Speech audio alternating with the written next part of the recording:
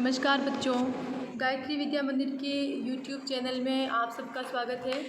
आपकी कक्षा 12 की अनिवार्य हिंदी की क्लास में हम पढ़ रहे हैं उपेंद्र नाथ अश्क की एकांकी तौलिए। अब तक हमने पढ़ा कि वसंत बनारस चला जाता है। 2 महीने बाद हम मधु को देखते हैं। उसने काफ़ी कुछ अपने आप को बदलने का प्रयास किया है। इस बात का पता हमें मधु की सहेलियों के आने से चलता है।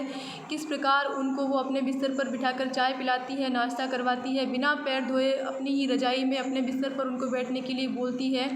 और फिर अब देखें सहेलियाँ चली जाती है और अब हम आगे पढ़ते हैं। सहेलियों के जाने के बाद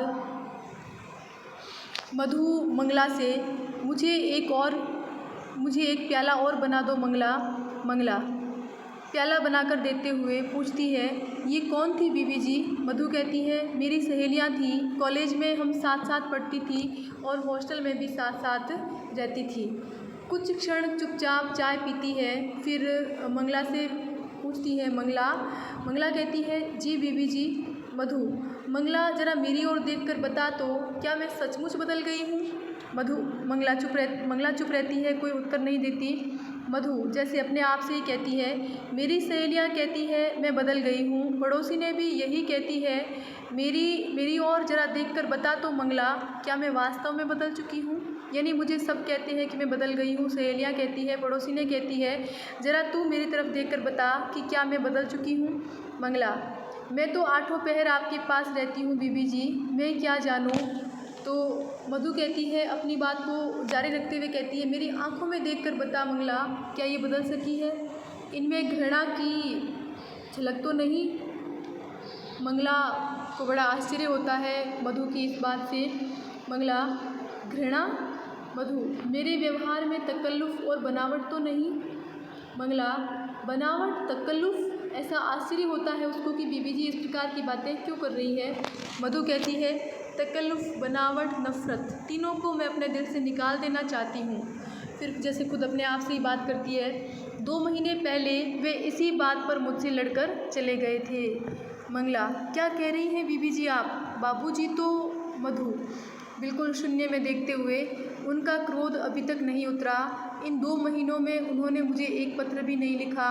मंगला, एक पत्र भी नहीं लिखा? लेकिन मधु व्यंग्य से, मैं कुशल से हूँ, अपनी कुशल का पता देना, या मैनेजर बीमार है, जो ही स्वस्थ हुए चला आऊँगा, इन्हें तुम पत्र लिखना कहती होंगी। वे मुझसे नाराज़ है, उनका ख्याल है कि मैं उनसे घृणा करती हूँ। मंगला बेचारी को कुछ भी समझ में नहीं आता। घृणा? मधु, यदि मैं बचपन ही से ऐसे वातावरण में पली हूँ जहाँ सफाई और सलीके का बेहद ख्याल रखा जाता है, तो इसमें मेरा क्या दोष? उसका गला भर आता है। वे सफाई और व्यवस्था की मेरी इच्छा को घृणा बताते हैं।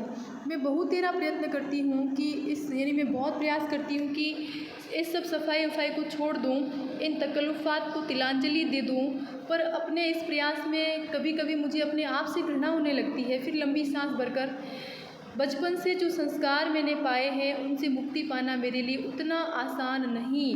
अचानक बिल्कुल दृढ़ता से कहती है, पर नहीं, मैं इन सब वहमों को छोड़ दूंगी। वहम किसको बता रही है? स्वच्छता के नाम पर जो कुछ भी करती है उसको। पुरानी आदतों से छुटकारा पा लूँगी। वे समझते हैं मैं उनसे नफ़रत करती हूँ। मंगला, आप क्या कह रही हैं बीबी जी? मधु, वे समझते हैं मैं उनसे, उनके स्वभाव से, उनके वातावरण से, उनकी हर बात से घृणा करती हूँ। फिर सिसकने लगती है, यानी रोने लगती है। मैंने इन 2 महीनों में अपने आप को बदल डाला है, अपने आप को बिल्कुल बदल डाला है। अचानक दरवाज़ा खुलता है और वसंत प्रवेश करता है। वसंत, हेलो मधु, क्या हालचाल है जनाब के? मंगला से कहता है वसंत। मंगला, तांगे से सामान उतरवाओ और जेब से पैसे निकालते हुए, और ये लो 1.5 रुपया तांगे वाले को दे दो। मंगला पैसे लेकर चली जाती है। वसंत फिर मधु के पास आते हुए, कहो भाई क्या हालचाल है? ये सूरत कैसी रोनी बना रखी है जी, कुछ ख़राब है क्या? तो मधु कहती है, जो इस बीच पलंग से उतर आई है, हंसने का प्रयास करते हुए, सूखा जाड़ा पड़ रहा है, जुकाम है मुझे 3-4 दिन से, यानी कि बहुत ठंड गिर रही है और जुकाम भी लग गया उसे, ऐसी बात कहती है मधु। वसंत, मैंने तुम्हें कितनी बार कहा है कि अपने स्वास्थ्य का ध्यान रखा करो, सेहत सेहत सेहत, दुनिया में जो कुछ है सेहत है। जीवन में तुम्हारी ये सफाई और सुघड़ता, ये नज़ाकतें इतना काम न देगी जितना सेहत। यदि यही ठीक नहीं रहती तो ये सब किस काम की, और अगर ठीक है तो फिर इनकी कोई ज़रूरत ही नहीं। यानी कि वसंत क्या कहता है कि सेहत ही सब कुछ है। अपने कथन की बारीकी का स्वयं ही आनंद लेता है कि भाई कितनी अच्छी बात कही मैंने। और फिर जैसे उसने पहली बार कमरे को अच्छी तरह देखा हो, अरे ये काया पलट कैसी, यानी कि सब कुछ बदलाव कैसा, ये पलंग ड्राइंग रूम में कैसे आ गया, और ये ट्रे और प्याले, कितना बदलाव आया है। वो सब देख करके वसंत को हैरानी होती है। मधु, मैंने पलंग इधर ही बिछा दिया है कि आप और आपके मित्रों को ज़रा भी कष्ट ना हो। मज़े से लिहाफ लेकर बैठिए, टेलीफोन आपके सिरहाने रहेगा। वसंत को बहुत अच्छा लगता है। वाह, मैं कहता हूँ तुम तो बेहद अच्छी हो मधु। मैं स्वयं अपनी सहेलियों के साथ इसी लिहाफ में बैठी रही हूँ। वसंत को बड़ा आश्चर्य होता है, खुशी होती है। सच मधु, उसकी और प्रशंसा की इच्छुक प्यार भरी दृष्टि से देखते हुए, और चाय भी हमने यहीं पी है। वसंत बहुत अधिक खुश होता है। हाँ, फिर वसंत बहुत अधिक खुश होता है और कहता है, वाह, मैं कहता हूँ अब तुम जीवन का रहस्य समझ पाई हो। जीवन का भेद बाहरी तड़क भड़क में नहीं, देखो अंडरलाइन करें आप, जीवन का भेद बाहरी तड़क भड़क में नहीं, अंतर की दृढ़ता में है। उपेंद्र नाथ अश्क की एकांकी तौलिए के आधार पर स्पष्ट कीजिए। यदि हमारी प्रतिरोध शक्ति, हमारी पावर ऑफ रेजिस्टेंस कायम है, पावर ऑफ रेजिस्टेंस यानी कि रोग प्रतिरोधक क्षमता, हमारी प्रतिरोध की शक्ति कायम है, तो मधु कहती है, चाय भी अब आप यहीं पिया कीजिएगा अपने नरम नरम बिस्तर पर। वसंत बहुत अधिक उल्लास से, वाह वाह, अब इस बात पर तुम मंगला से कहो कि मेरे लिए चाय का पानी रखे। मधु, अब तो आप नाराज़ नहीं हैं। वसंत आश्चर्य से, नाराज़? मधु, आप इतने दिनों तक मन में गुस्सा रख सकते हैं, यह मैंने स्वप्न में भी नहीं सोचा था। वसंत आश्चर्य, और भी ज़्यादा उसको आश्चर्य होता है। गुस्सा? मधु, 2 महीने से आपने ढंग से पत्र तक नहीं लिखा। वसंत, पर मैंने मधु पत्र लिखे थे। जी, मैं कुशल से हूँ, अपनी कुशल का पता देना, इसे पत्र लिखना कहते होंगे। वसंत जोर से कहा लगाता है, तो तुम इसका कारण ये समझती हो कि मैं तुमसे नाराज़ हूँ? पगली, तुमसे भी कभी कोई नाराज़ हो सकता है। मधु, पर 2 पंक्तियाँ, यानी कि सिर्फ 2 पंक्तियों का पत्र। वसंत, 2 पंक्तियाँ लिखने का भी अवकाश मिल गया, तुम इसी को बहुत समझो। मधु, अच्छा आप जाकर हाथ मुँह धो लीजिए, मैं चाय तैयार करती हूँ। वसंत, मैं कहता हूँ तुम कितनी अच्छी हो। मधु मुस्कुराते हुए, अच्छा चलिए पहले हाथ मुँह धोकर कपड़े बदलिए। वसंत, ये फिर तुमने कपड़े बदलने की पख यानी कि रट लगाई।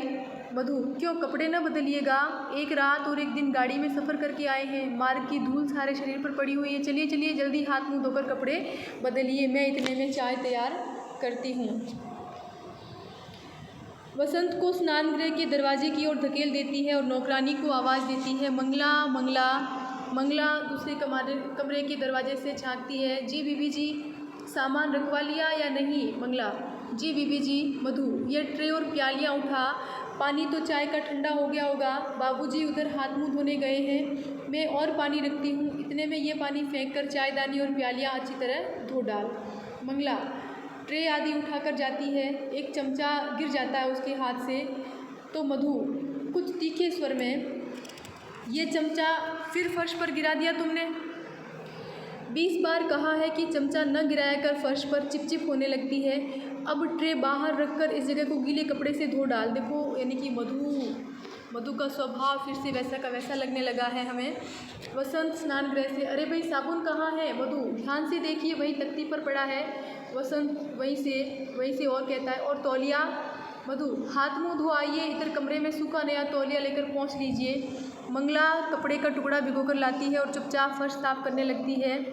तू फर्श साफ करके चायदानी और प्यालियाँ धो डाल और मैं पानी रखती हूँ चाय का, ऐसा कहती है मधु मंगला से। रसोई दरवाजे से चली जाती है। कुछ क्षण तक मंगला चुपचाप फर्श साफ की जाती है। फिर वसंत हाथ मुँह धोकर कुर्ते की आस्तीनें चढ़ाए गुनगुनाता हुआ आता है। हिंडोला कैसे झूलूं मेरा जिया डोले रे, मैं झूला कैसे झूलूं मेरा जिया डोले रे। ऐसे गीत गा रहा है, बड़ा प्रसन्न है वो, और अपने ध्यान में मग्न कुर्सी की पीठ पर पड़े उस तौलिए से मुंह पोंछने लगता है, जिससे सुरो और चिंती हाथ मुंह पोंछ कर गई है। देखा, मैंने कहा था आपसे कि जिक्र आएगा वापस उसी तौलिए का कि सुरो और चिंती कुर्सी की पीठ पर तौलिया रख देती है हाथ मुंह पोंछ करके, और वसंत उसी तौलिए से अपना हाथ मुंह पोंछने लगता है। मधु रसोई खाने से कहती है, ये केतली कैसी बना रखी है मंगला तूने, मनो तो मैल जमी हुई है इसके पैंदे में। केतली हाथ में लिया जाती है, तुझे कभी बर्तन न साफ करने आएंगे मंगला, कितनी बार कहा है कि सफाई का। इतने में उसको क्या दिखता है, अचानक वसंत को सुरों वाले तौलिए से मुंह पोंछते हुए देखकर लगभग चीखते हुए कहती है, ये सूखा नया तौलिया लिया है आपने। मैं पूछती हूँ, आप सूखी और गीली तौलिए में भी तमीज़ नहीं कर सकते, यानी समझ नहीं आपको। अभी तो सुरो और चिंती चाय पीकर इस तौलिए से हाथ पोंछ कर गई है। वसंत बेचारा घबरा जाता है, फिर कहता है, परंतु नया। तो मधु कहती है, नया तौलिया उधर कमरे में टंगा है।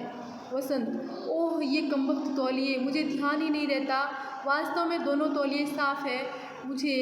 तब मधु कहती है, जी साफ़ है, ज़रा आँख खोलकर देखिए, गीले और सूखे तौलिए में फ़र्क भी कीजिए। तो वसंत कहता है, मैंने ऐनक उतार रखी है और ऐनक के बिना तुम जानती हो हमारी दुनिया। फिर किसियानी हंसी हंसता है वो।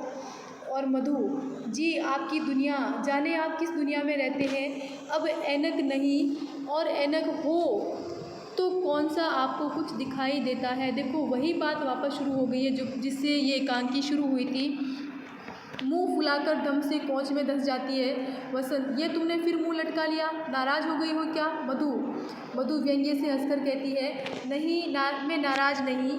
तो वसंत फिर चिल्लाकर कहता है, तुम्हारा ख्याल है मैं इतना मूर्ख हूँ जो ये भी नहीं पहचानता। ठीक है, तो देखें, ये थी तौलिए एकांकी जिसका आनंद आपने लिया। तो देखो, एक बीच में एक प्रश्न लिखा था, मैंने आपको अंडरलाइन करवाया था कि जीवन का आनंद बाहरी तड़क भड़क में नहीं बल्कि अंतर की दृढ़ता में है। तौलिए एकांकी के आधार पर स्पष्ट कीजिए। बहुत महत्वपूर्ण प्रश्न है यह, बिल्कुल आप करेंगे कॉपी में। तो यहाँ से प्रश्न ऐसा भी बन सकता है कि जीवन का भेद बाहरी तड़क भड़क में नहीं अंतर की दृढ़ता में है। कथन के आधार पर वसंत की चारित्रिक विशेषताएं बताइए। तो देखिए, वसंत जो है वो बनावटी जीवन का पक्षधर नहीं है, कृत्रिमता रहित है और सहज जीवन प्रिय है उसे, और स्वच्छता प्रेमी है, किंतु स्वच्छता की सनक से उसे चिढ़ है।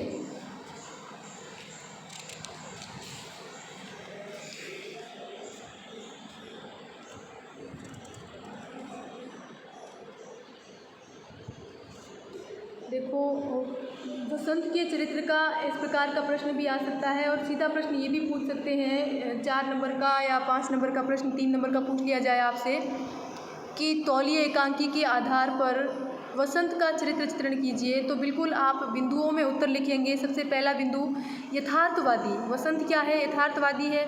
वह जीवन की सच्चाई से भागता नहीं है। उसका कहना है कि यदि हमें जीवन का सामना करना है तो रोज़ गंदगी से 2-4 होना पड़ेगा, फिर इससे घृणा कैसी। फिर देखो दूसरा, स्वच्छता की सनक से दूर है वो, यानी वो वसंत जो है स्वच्छता को पसंद करता है लेकिन स्वच्छता की सनक से चिढ़ता है। मधु का तौलियों और बनियानों के प्रति व्यवहार उसको क्रोधित कर देता है। वह सफाई के प्रति ऐसी सनक को नापसंद करता है। सच्चा पति और प्रेमी है वो, मधु से सच्चा प्रेम करता है। वह उसके तकल्लुफ़ भरे जीवन से उसे बाहर निकालना चाहता है और इसी कारण उसकी गिरती सेहत के प्रति भी चिंतित है और उसको समझाता भी है। हंसमुख और शिष्ट भी है ये। वसंत जो है वो हंसमुख है, प्रसन्नचित्त रहता है। शिष्टाचार के नाम पर अनावश्यक निषेध उसको पसंद नहीं है। फिर देखिए प्रश्न उसका मधु का भी पूछा जा सकता है। तौलिए एकांकी की प्रधान स्त्री पात्र मधु का चरित्र चित्रण कीजिए। तो बिल्कुल संपन्न और कुलीन पृष्ठभूमि है, यानी कि संपन्न परिवार में जन्मी है। मधु के संस्कार उससे प्रभावित है। किससे? उसके परिवार की परिवेश से। सफाई की सनक है मधु को अपने संस्कारों के कारण सफाई पसंद है। सफाई के प्रति उसकी पसंद एक सनक बन गई है। और एक ही मनुष्य अलग अलग कामों के लिए अलग अलग तौलिए प्रयोग करे यदि आदि इसके विचार सफाई के प्रति उसके सनकीपन को ही व्यक्त करते हैं। पति से प्रेम बसंत के अनुकूल रहकर उसे सुख देना चाहती है। कमज़ोर आत्मनियंत्रण भी है उसका। अपनी पुरानी आदतों से छुटकारा पाना चाहती है, लेकिन जब वसंत हाथ मुँह धोकर सुरो और चिंती का यूज़ किया हुआ तौलिया जब उससे हाथ मुँह पहुँचता है तो मधु सब कुछ भूलकर पहले जैसी ही बन जाती है। कमज़ोर आत्म नियंत्रण के कारण वह स्वयं को बदल नहीं पाती। इस प्रकार ये दो बहुत महत्वपूर्ण प्रश्न हैं वसंत और मधु के चरित्र से संबंधित।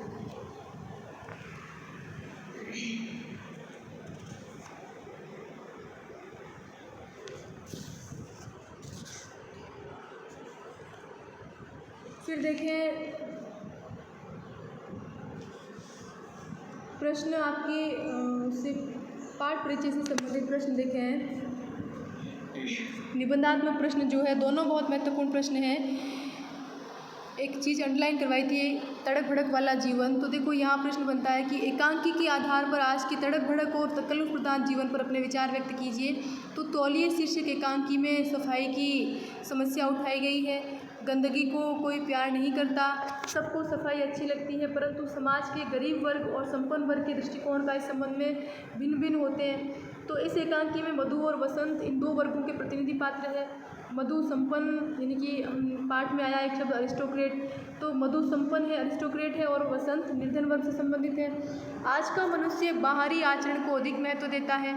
खान पान, पहनावा, सामाजिक व्यवहार, आचार विचार सभी के बाहरी दिखावटी स्वरूप पर ध्यान दिया जाता है। बिना तड़क भड़क के कोई काम नहीं होता।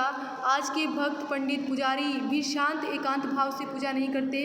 सबको पता लगे इसके लिए पूजा के लिए वो भी बहुत सारी ऐसी चीज़ों का इस्तेमाल करते हैं। साधुओं के आश्रम और मंदिरों की भव्यता के तो कहने ही क्या।